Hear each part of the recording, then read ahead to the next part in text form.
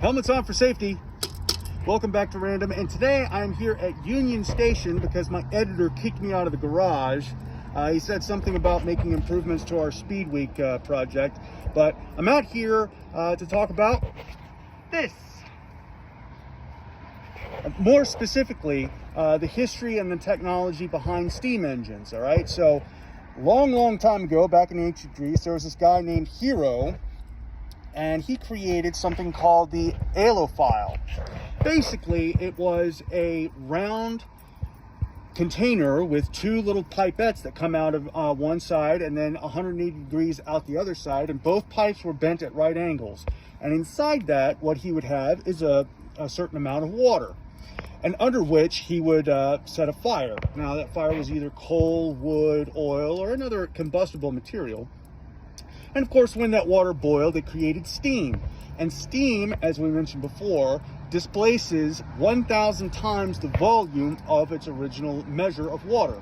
So, a gallon of water makes 1,000 gallons of steam. Now, that technology hasn't really changed a whole lot since its inception, of course.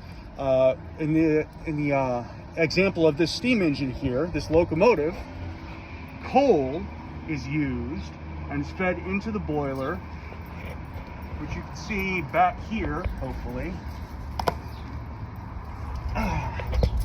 Right in there is the firebox, and that's where the coal goes.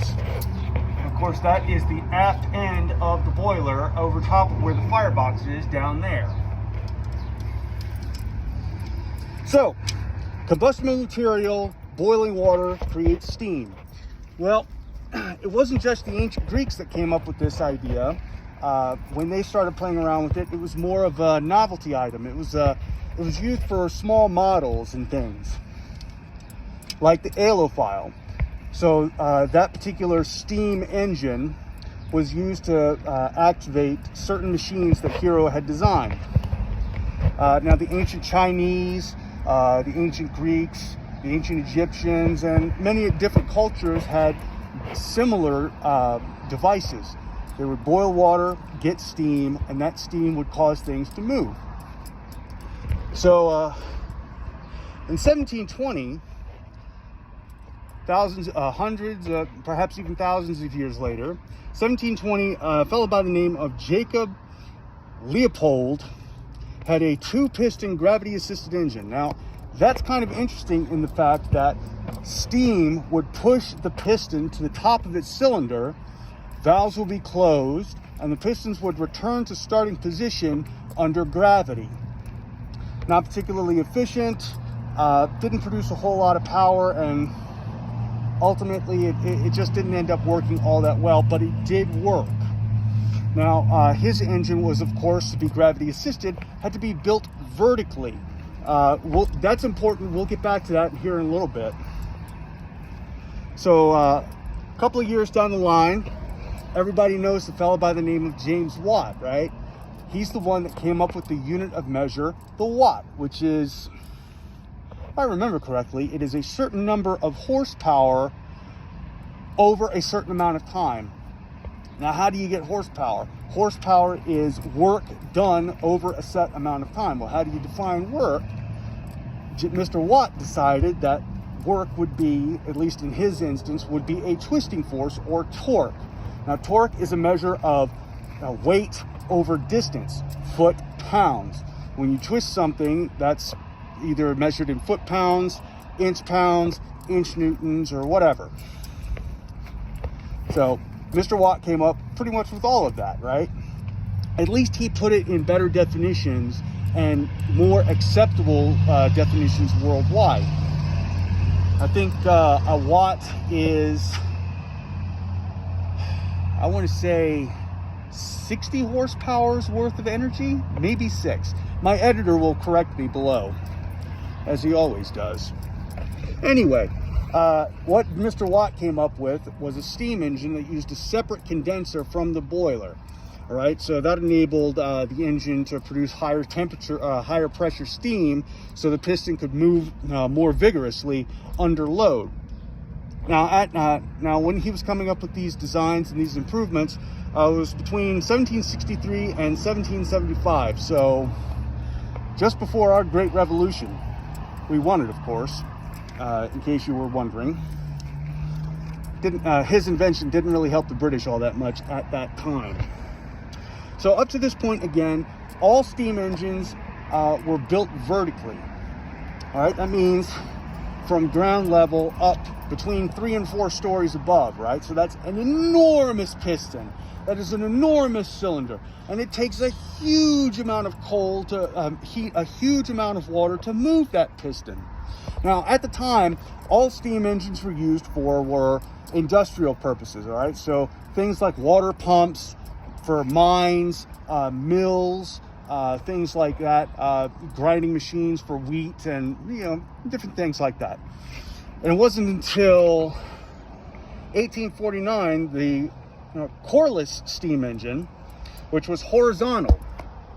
And he used, in his design, a steam engine that had not only steam on one side of the piston, so it would move one direction, but also on the other end of the piston, so it would move back. And we can see an example of that right here.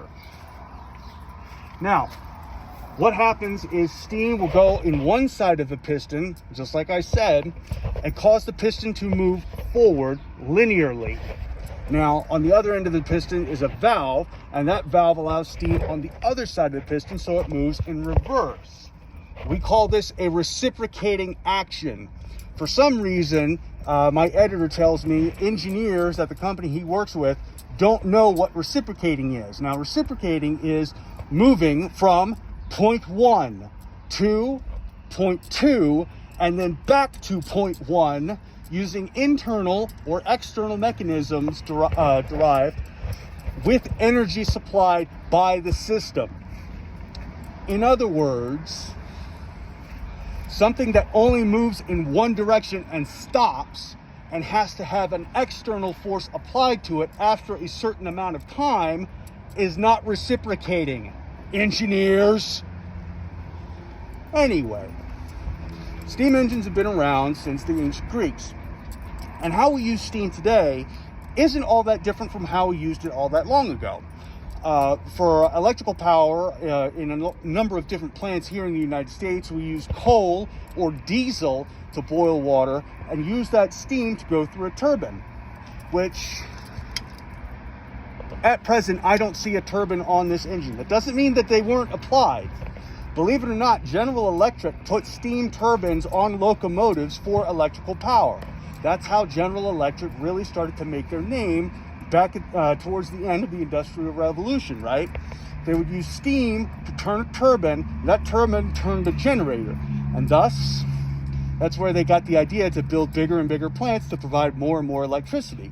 Now, again, those plants could either be coal or liquid fueled like diesel, natural gas, and of course, nuclear. But shh, don't tell anyone. That's a big secret. It's a big no-no to talk about nuclear energy. Anyway, so steam turbines are used to provide electrical power to cities here in the United States and Europe and pretty much the world abroad.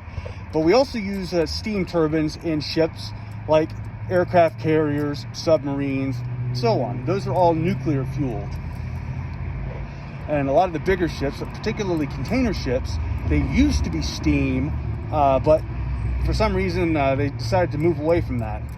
They were all either coal or oil fired, and well, this takes up a lot of energy, and it also takes up a lot of space versus just that full of diesel fuel to turn a diesel engine. Which would you rather have?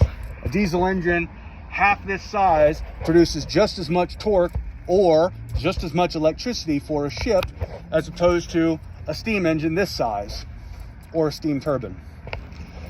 So yeah, that's a basic rundown of steam, the history thereof, and the technologies that used it.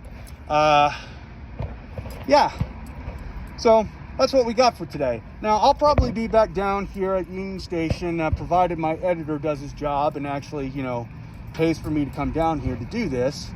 Probably won't. But we'll look around a little bit more, and we'll get back to you. So, as always, keep it random, folks.